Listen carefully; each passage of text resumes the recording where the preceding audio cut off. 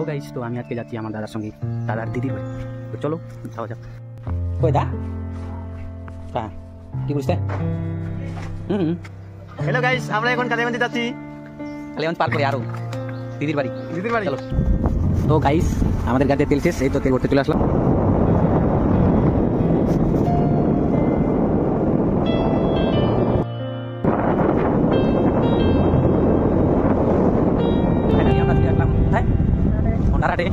দেখতে পাচ্ছেন এটা ফোনারহাট। আমরা চলে আসলাম আমাদের দিদির বাড়ি। এই যে আমাদের দিদির বাড়ি। পাকিয়া খানি এত কিছু